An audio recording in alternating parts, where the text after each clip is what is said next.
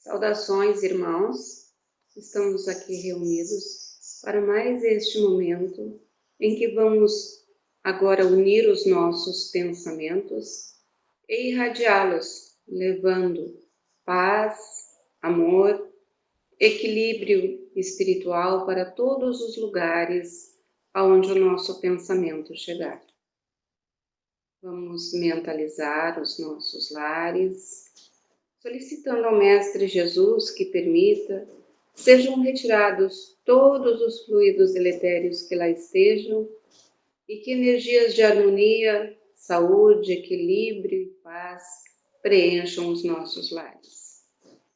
Vamos direcionar nosso pensamento para todas as crianças, para que nestes momentos diferentes de suas vidas, Jesus as proteja e lhes envolva em condições necessárias para que cresçam com equilíbrio emocional e se tornem adultos no caminho do bem, no caminho do amor universal.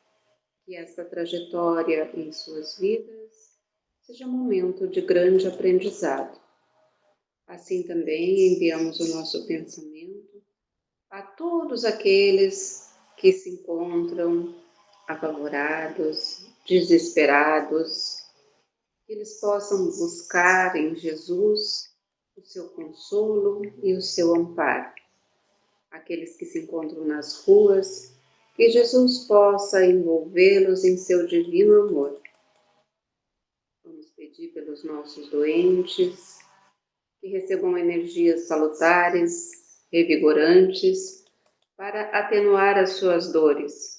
E que estes processos sejam momentos de muita luz na caminhada de espíritos que somos todos. Mentalizamos os desencarnados para que possam ser acolhidos, aos suicidas que tenham as suas dores atenuadas pelo ato que praticaram, que possam entender a importância deste momento que estamos vivendo e valorizar a vida, ao retornarem para esta convivência no mundo físico. Mentalizamos os nossos idosos, que todos possam ser tratados com dignidade e carinho. Que a luz divina envolva toda a nossa terra para que tudo aconteça conforme as ordens do Cristo. Que nossas águas possam ser magnetizadas para nos oferecer os elementos necessários ao nosso equilíbrio físico e emocional. Assim, agradecemos aos espíritos amigos que nos acompanham nestes momentos. Que assim seja.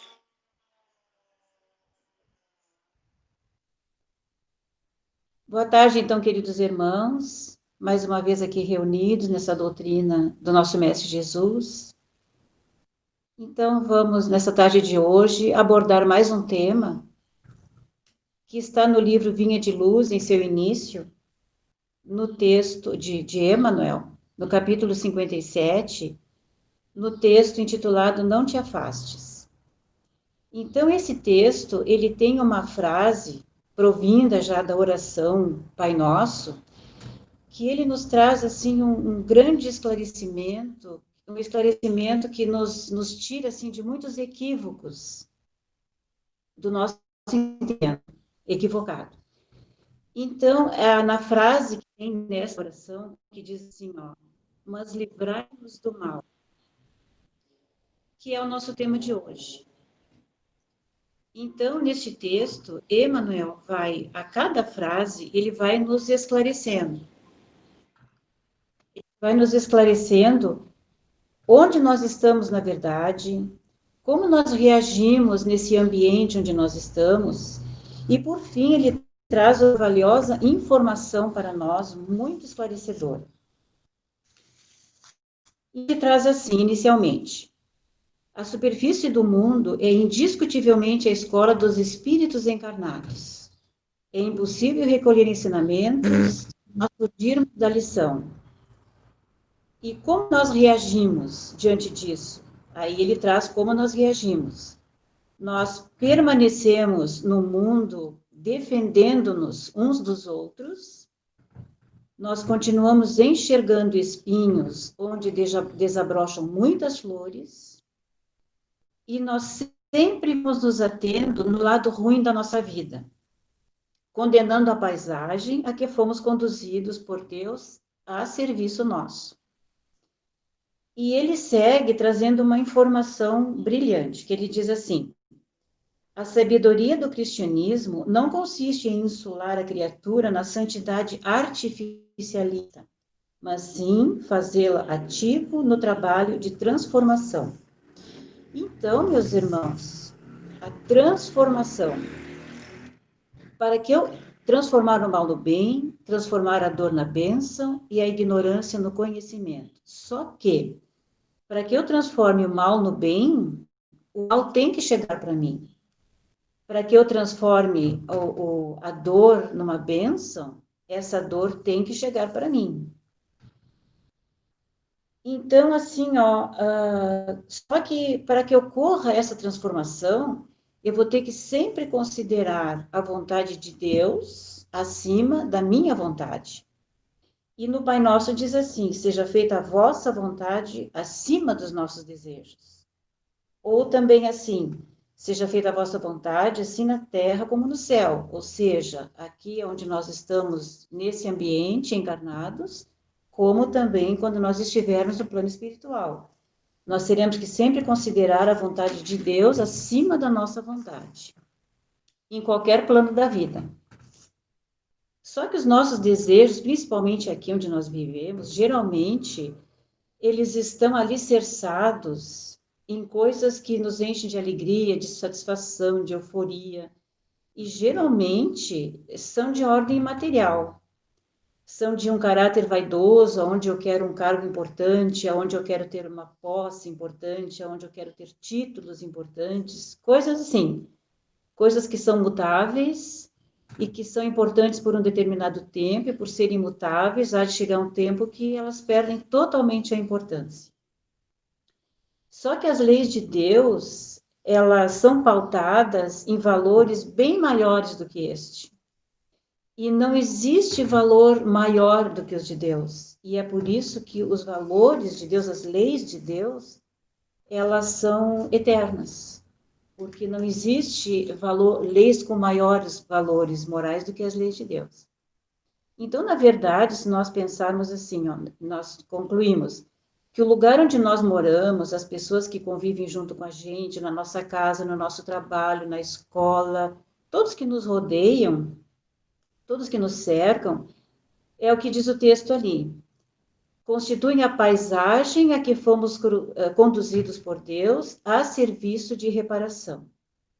E essas leis imutáveis de Deus, com esses valores supremos, elas estão dentro de nós desde a nossa criação, desde que nós adentramos no reino hominal. Então, há 20 anos atrás, tem aqui uma informação importante, que um psiquiatra, elas estão dentro de nós. Muito Deus da nossa formação. Então, esse psiquiatra, o Ian Marshall, ele é dos Estados Unidos, ele constatou que existe no nosso cérebro um setor, mais especificamente no lobo temporal, e neste lobo temporal, ele é responsável pelo reconhecimento da nossa visão, da nossa audição, das nossas percepções. E esse lobo temporal, ele irradia vivências espirituais do ser humano. E ele chamou este lugar, esse setor do cérebro, de o ponto de Deus. Então, ele considera que nós temos dentro de nós um ponto de Deus no nosso lobo temporal. Foi feita uma pesquisa com eletroencefalograma, enfim. E esta área, ela apresenta em nós, no ser humano, uma necessidade muito grande de vivências espirituais. Ele constatou isso. E ele traz também que, por esta razão, por ser uma região do nosso cérebro, o ser humano jamais vai deixar de ter nele, em si mesmo, o espírito de religiosidade, porque isso está no nosso cérebro, dentro deste lobo temporal. E ele chamou esse setor de QS. Este QS, ele veio complementar o que antes, em 1940, nós tivemos a descoberta do QI, que é o coeficiente da inteligência.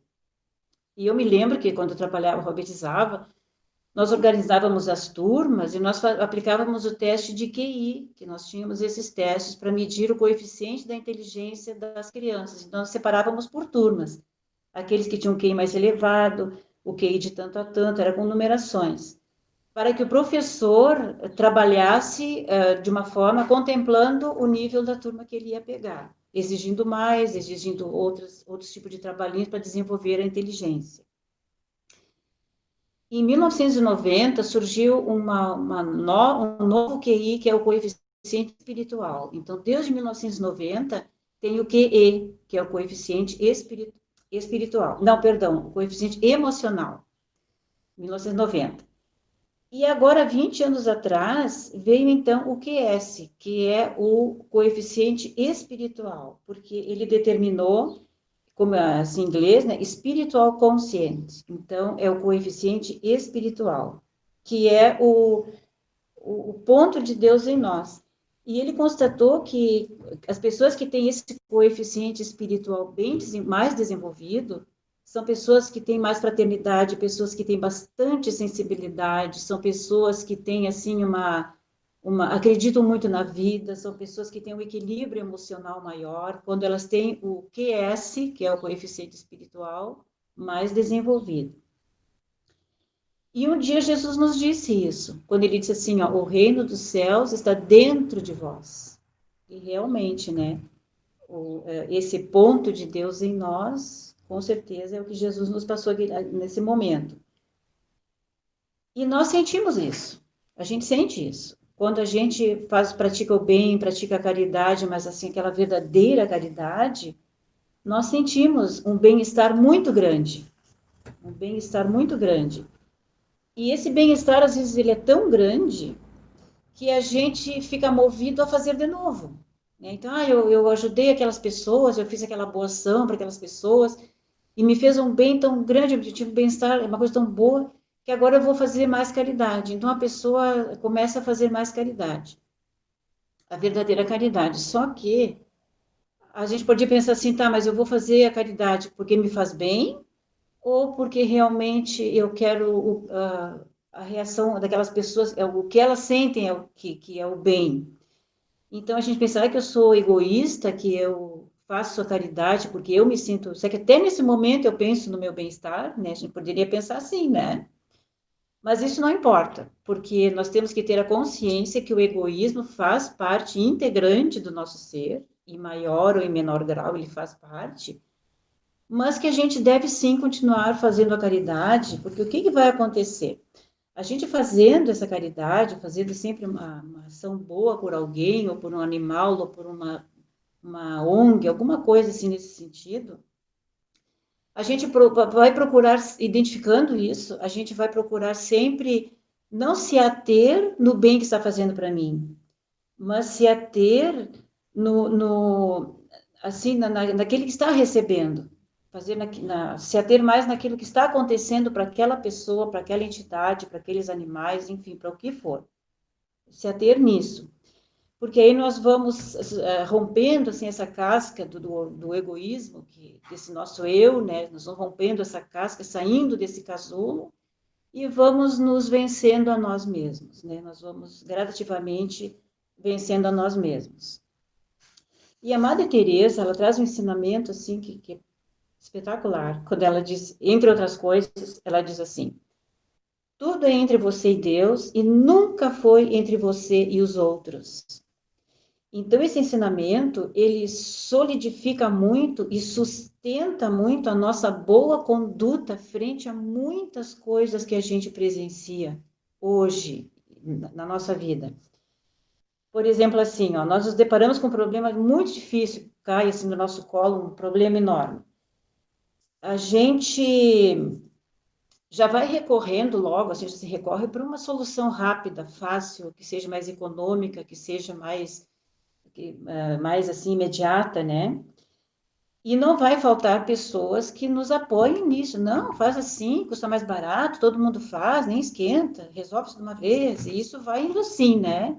seguindo o caminho da água, né? Porém, nem sempre essa forma de solução tem ali bons valores, valores supremos e divinos, né? Valores assim corretos em seus valores.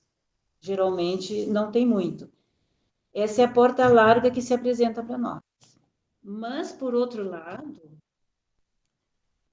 lado, se apresenta também sempre vai se apresentar a porta estreita, que é a solução aonde eu vou, vai ser mais difícil, onde vai exigir de mim um esforço muito maior, né? Então, é uma porta difícil de passar, mas é a porta da transformação. E ouvir, essa é a voz de Deus em nós, através da nossa consciência, Deus nos mostra o caminho. E se nós ouvirmos estas orientações da porta estreita, que vai ser difícil, mas é por aqui que eu vou, e se nós considerarmos essa voz de Deus dentro de nós, então nós estaremos contemplando os valores divinos e as leis divinas no difícil momento de uma lição que chegou para nós. Então nós vamos superar com êxito este momento.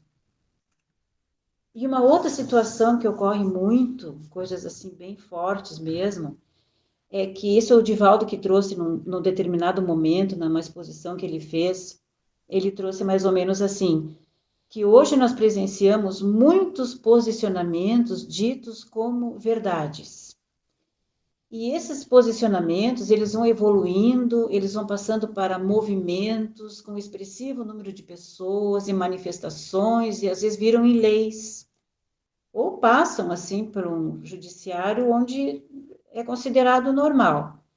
Mas, na verdade, essas ditas verdades são provindas de um equívoco social imenso. Ele traz isso. E muitas vezes nós vamos adotando estas verdades como soluções para nós, ou como uma atitude normal.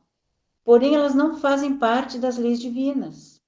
Então, adotar esses posicionamentos como verdades não nos exime do erro cometido. Então, nas escolhas, porque as escolhas são nossas, as escolhas são sempre nossas, a nossa responsabilidade. E nós nunca poderemos transferir para uma instituição, ou para um agregado social, ou para uma lei que foi instituída amparando, a culpa. Nós nunca vamos poder transferir essa culpa, porque, que nem diz a Madre Teresa, tudo é entre você e Deus e nunca será entre você e os outros. Então, eu acho esse ensinamento dela, assim, muito, muito maravilhoso, assim, ele é bem pertinente. Então, meus irmãos, às vezes a gente pensa, tá, mas eu sou bom ou eu sou mal, né? Sou mais bom do que mal ou mais mal do que bom? Como é que eu sou, né? Esse dia um amigo meu me perguntou isso, o que ele era. O Edgar Loran nos traz que nós somos bons e maus ao mesmo tempo. Então, e até tem um desenho aqui, ó. Tipo assim, ó. Digamos que uma pessoa. Então, aqui tem um vazio. Aqui nós temos a ausência das leis divinas, né, o desconhecimento de Deus. Nós temos a ausência do bem e vivemos em estado de ignorância, né? E aqui que está preenchido, nós já temos os conhecimentos das leis de Deus. Então, aqui já começa a predominar o bem e a capacidade de amar.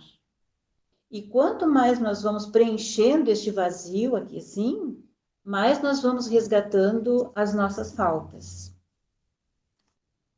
No texto Não Te Afastes, Emmanuel também nos traz assim: a sabedoria do cristianismo não consiste em isolar a criatura, mas sim fazê-la ativa na transformação para o bem. Então, no cenário da nossa existência, Deus sempre vai prover na nossa vida, Deus sempre vai prover para nós um ser para que a gente possa exercer a transformação. Então, é um agente, sempre vai ocorrer alguém chegando para mim que vai me proporcionar a minha transformação.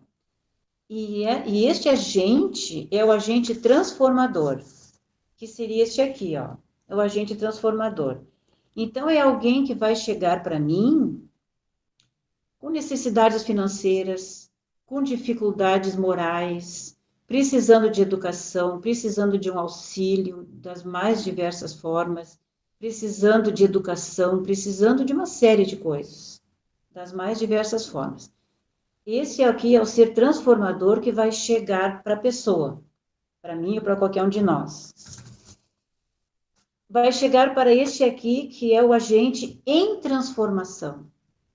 Então, este aqui é aquele que vai auxiliar com bens materiais mais emergentes, que vai poder orientar, que vai poder educar, que vai poder dar um bom conselho, que vai poder dar um direcionamento certo para a vida deste aqui.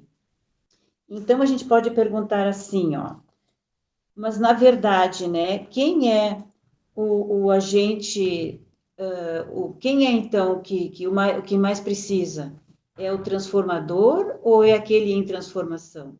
São os dois, porque o Emmanuel, ele nos traz um ensinamento que diz assim, Emmanuel tem um pensamento que diz assim, que Deus atende a criatura por intermédio da própria criatura. Só que esse agente em transformação, ele pode muitas vezes estar assim com ele precisa de um reparo imenso por faltas cometidas no passado, às vezes muito distantes. Então, no plano espiritual, com esse remorso imenso, ele suplica a Deus uma nova oportunidade e diante do merecimento que ele tem, ele recebe essa oportunidade. Então, as razões são as mais variadas, os motivos são os variados, mas a oportunidade, então, Deus sempre permite. E nós sabemos que os resgates, eles ocorrem dentro da nossa família. Então, frente a isso, aquele filho que nos traz muitas dificuldades, muitos problemas, ou qualquer outro familiar que nos traz muitas dificuldades, que se apresenta uma pessoa difícil de conviver, em algum momento nós temos que abraçar, não no sentido de dar um abraço, assim, mas abraçar no sentido de acolher, de orientar, e pensar assim, um de nós dois é o culpado. Mas isso, o que importa agora? Isso não importa. O que importa agora? Estamos juntos novamente. Juntos novamente. E isso é de Deus. Estamos juntos novamente para o reparo e isso é de Deus. É a oportunidade que se fez presente na nossa vida e nós temos que aproveitar. E para encerrar, eu vou só ler aqui um texto da Madre Teresa, que ela diz assim: não sei ao certo como é o paraíso, mas sei que quando morrermos e ao chegar o tempo de Deus nos julgar, Ele não perguntará quantas coisas boas você fez na vida.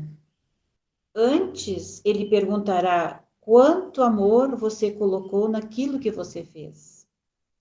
Então, isso realmente é o mais importante. E aqui é que está a grande diferença. Quanto amor a gente faz, a gente coloca naquilo que a gente faz.